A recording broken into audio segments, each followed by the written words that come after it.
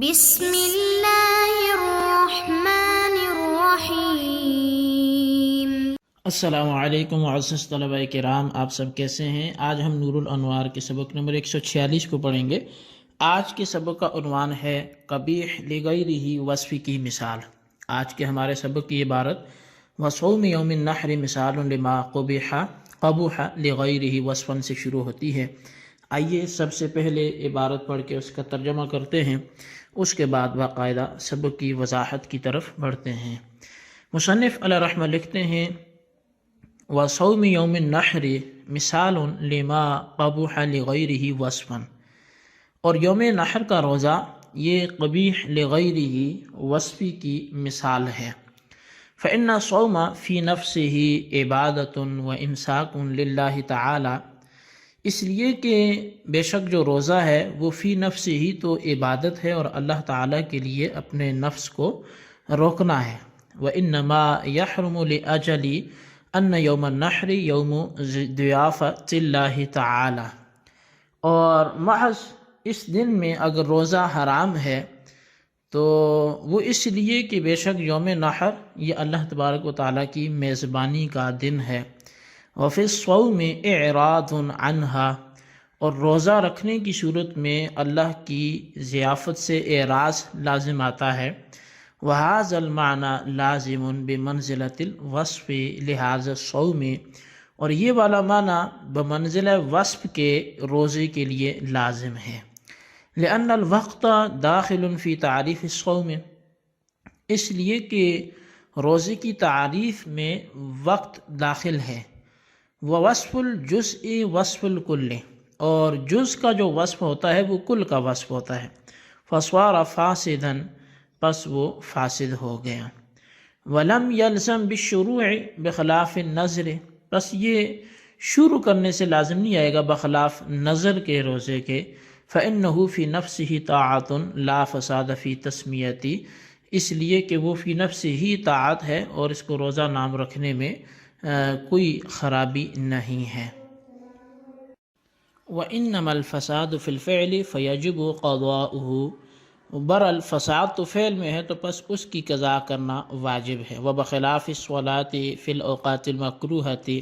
اور برخلاف مکروہ اوقات میں نماز پڑھنے کے۔ فَإِنَّهَا وَإِنْ كَانَتْ مِنْ هَذَا الْقِسْمِ أَيْضًا، کیونکہ نماز اگرچہ اسی قسم سے ہے، یعنی وہ بھی اسی قسم سے ہے، لیکن الوقت لیس داخلا فی تعریفها ولا معیارا لها، لیکن وقت اس کی تعریف میں داخل نہیں ہے اور نہ ہی اس کے لیے معیار ہے۔ فلم تکن فاسدۃ بل مکروہۃ، تو پس نماز فاسد نہیں ہوگی بلکہ مکروہ ہوگی۔ تلزم بالشروع ویجب القضاء بالافساد، تو اب وہ شروع کرنے سے لازم ہوگی اور فاسد کرنے سے اس کی قضا بھی واجب ہوگی۔ جی طلبہ کرام، یہ ہمارے آج کے سبق کی عبارت اور اس کا ترجمہ تھا۔ آئیے اب اس کی باقاعدہ وضاحت کی طرف بڑھتے ہیں۔ نور الانوار کے مصنف نے فرمایا کہ یوم نحر کا روزہ قبیح لغیرہ وصفی کی مثال ہے، کیونکہ روزہ نیت کے ساتھ صبح صادق سے لے کر غروب آفتاب تک اپنے نفس کو 3 چیزوں سے یعنی کھانے پینے جماع سے روکنے کا نام ہے، اور یہ فی نفس ہی عبادت اور امر مستحسن ہے۔ مگر یوم نحر کا روزہ حرام اس لیے ہے کہ یوم نحر میں روزہ رکھنے کی وجہ سے اللہ تعالیٰ کی ضیافت اور جو میزبانی ہے اس سے اعراض کرنا لازم آتا ہے، منہ موڑنا لازم آتا ہے۔ اس لیے کہ یوم نحر یہ اللہ تعالیٰ کی طرف سے ضیافت اور اپنے بندوں کی دعوت کا دن ہے، اور کسی بندے کا اپنے پروردگار کی دعوت کو، اس کی ضیافت کو ٹھکرانا اور اس سے روگردانی کرنا یہ انتہائی ناپسندیدہ عمل ہے اور قبیح چیز ہے۔ گویا کہ اصلی قباحت تو اللہ تعالیٰ کی ضیافت سے اعراض کرنے میں ہے، لیکن اس کی وجہ سے یوم نحر کے روزے میں بھی قباحت پیدا ہوگی، اس طور پر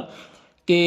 یوم نحر میں روزہ رکھنے سے اللہ تعالیٰ کی ضیافت سے اعراض کرنا لازم آتا ہے۔ پس جب اصل صوم اور ذات صوم میں کوئی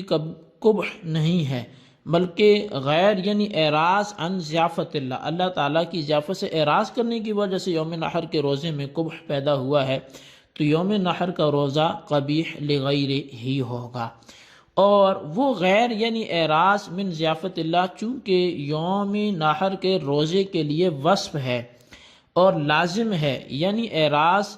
عن ضیافت اللہ یعنی اللہ کی ضیافت سے اعراض یوم نحر کے روزے سے کبھی جدا نہیں ہوتا، اس لیے یوم نحر کا روزہ کبھی لغیرہ وصفی کی مثال ہوگا۔ رہی یہ بات کہ یوم نحر کے روزے کے لیے اعراض عن ضیافت اللہ وصف کے مرتبہ میں کیوں ہے،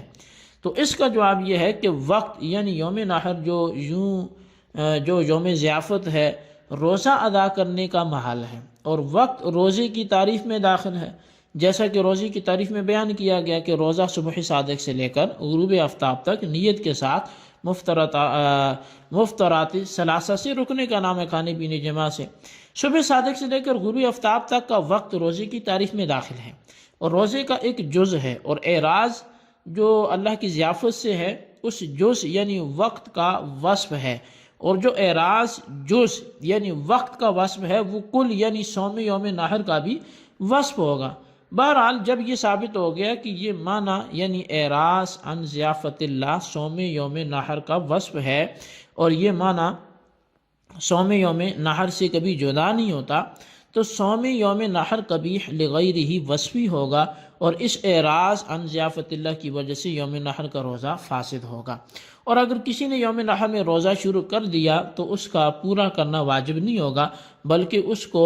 چھوڑنا اور توڑنا واجب ہوگا۔ چنانچہ اگر اس کو درمیان میں چھوڑ دیا تو اس کی قضا بھی واجب نہیں ہوگی، اور قضا واجب نہ ہونے کی دلیل یہ ہے کہ شروع کرنے کے بعد پورا کرنا اس لیے واجب ہوتا ہے تاکہ شروع کی ہوئی چیز کی وہ مقدار جو ادا کی گئی اس کی حفاظت ہو سکے، مگر چونکہ یوم نحر میں روزہ شروع کرنے کے بعد بھی امر قبیح پر مشتمل ہونے کی وجہ سے ادا کی ہوئی مقدار کی حفاظت کرنا واجب نہیں ہوتا، اس لیے ادا کی ہوئی مقدار کی حفاظت کرنے کے لیے اس کا پورا کرنا بھی واجب نہیں ہوگا۔ اور جب یوم نحر میں شروع کردہ روزے کو پورا کرنا واجب نہیں ہے تو درمیان میں چھوڑنے کی وجہ سے اس کی قضا بھی واجب نہیں ہوگی، کیونکہ قضا اسی چیز کو درمیان میں چھوڑنے کی وجہ سے واجب ہوتی ہے جس کو شروع کرنے کے بعد پورا کرنا بھی واجب ہو۔ یوم نحر میں روزہ رکھنے کی نظر کرنا اس کے برخلاف ہے، یعنی اگر یوم نحر میں روزہ رکھنے کی نظر کی اور 9 ذی الحجہ کو یوں کہا کہ میں کل روزہ رکھوں گا، یا یوں کہا کہ میں اللہ کے لیے نظر کرتا ہوں کہ یوم نحر کا روزہ رکھوں گا، تو یہ نظر صحیح ہے، لیکن یوم نحر میں روزہ نہ رکھیں بلکہ بعد میں اس کی قضا کریں۔ اور اگر شرعی ممانعت کے باوجود یوم نحر میں روزہ رکھ لیا تو نظر پوری ہو جائے گی اور اس پر قضا واجب نہ ہوگی، کیونکہ جیسا روزہ اس نے اپنے اوپر لازم کیا تھا ویسا ہی ادا کر لیا ہے۔ اور یوم نحر میں روزہ رکھنے کی نظر کرنا اس لیے درست ہوگا کہ اللہ کے لیے روزہ رکھنے کی نظر کرنا فی نفسی ایک امر عبادت ہے، اور محض اس کہنے میں کہ یوم نحر کے روزے کی نظر کرتا ہوں نہ کوئی فساد ہے نہ کوئی قباحت ہے، کیونکہ معصیت اور گناہ تو اللہ تعالیٰ کی میزبانی سے اعراض کرنے میں، اور محض روزہ کا ذکر کرنے اور نظر کرنے سے اعراض لازم نہیں آتا، اور جب محض نظر کرنے سے اللہ کی ضیافت سے اعراض کرنا لازم نہیں آتا تو یوم نحر کے روزے کی نظر کرنے میں کوئی فساد بھی نہیں ہوگا۔ فساد اور معصیت تو اس میں ہے کہ یوم نحر میں روزہ رکھا جائے، پس جب یوم نحر میں روزہ رکھنا برا اور گناہ ہے تو یہ شخص یوم نحر میں روزہ نہ رکھے بلکہ بعد میں اس کی قضا کرے، اسی پر فتویٰ بھی ہے۔ لیکن اگر اس کے باوجود روزہ رکھ لیا تو نظر پوری ہو جائے گی۔ بقول یہاں نور الانوار کے موشی کے ایک اعتراض ہے، اور وہ یہ ہے کہ رسول اللہ صلی اللہ علیہ وسلم نے فرمایا ہے کہ لا وفاء لنذر فی معصیت اللہ، یعنی اگر معصیت کی نظر کی تو اس کو پورا نہ کیا جائے، اور یوم نحر میں روزہ رکھنے کی نظر کرنا یہ معصیت ہے، لہٰذا اس کا پورا کرنا بھی واجب نہیں ہوگا۔ بس جب صوم یوم نحر کی نظر کا پورا کرنا بھی واجب نہیں ہے تو اس کی قضا بھی واجب نہیں ہونی چاہیے، کیونکہ قضا اسی چیز کی واجب ہوتی ہے جس کی ادا واجب ہو، اور جب اس نظر کی ادا واجب نہیں ہے تو اس کی قضا بھی واجب نہیں ہونی چاہیے، حالانکہ آپ نے بیان کیا کہ اس کی قضا ایام نحر کے بعد واجب ہوگی۔ تو خیر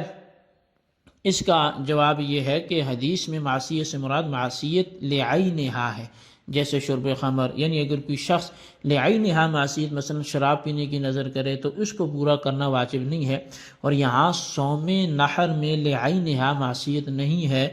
بلکہ لغیرہا معصیت ہے، لہذا مذکورہ حدیث سے صوم یوم نحر پر کوئی اعتراض واقع نہیں ہوگا۔ اب جو ہے شارح علیہ رحمہ فرماتے ہیں کہ برخلاف اوقات مکروہ میں نماز کے، کیونکہ نماز اگرچہ اسی قسم سے ہے لیکن وقت نماز کی تعریف میں داخل نہیں ہے اور نہ نماز کے لیے معیار ہے، لہٰذا نماز فاسد نہیں ہوگی بلکہ مکروہ ہو جائے گی، شروع کرنے سے لازم ہوگی اور فاسد کر دینے سے قضا واجب ہوگی۔ جی طلبہ کرام، یہ ہمارا آج کا سبق اور اس کی عبارت، اس کی ترجمہ، اس کی وضاحت تھی۔ اس کو اچھی طرح سمجھیں، اس کا خلاصہ اپنے رجسٹرز پر لکھیں اور بالخصوص ان سوالات کے جوابات دیں۔ سوال نمبر 1 یہ ہے کہ یہ قبیح لغیرہ وصفی کی مثال کیسے ہے، اس کو ثابت کریں۔ اور سوال نمبر 2 یہ ہے کہ اگر کسی نے یوم نحر کے روزے کی نظر کی تو کیا روزہ رکھنا جائز ہوگا یا واجب ہوگا یا منع ہوگا؟ جواب تحریر کریں۔ اللہ تبارک و تعالیٰ سے دعا ہے جو کچھ ہم نے پڑھا سنا اسے یاد رکھنے کی توفیق نصیب فرمائے۔ آمین بجاہ النبی الامین صلی اللہ علیہ وسلم۔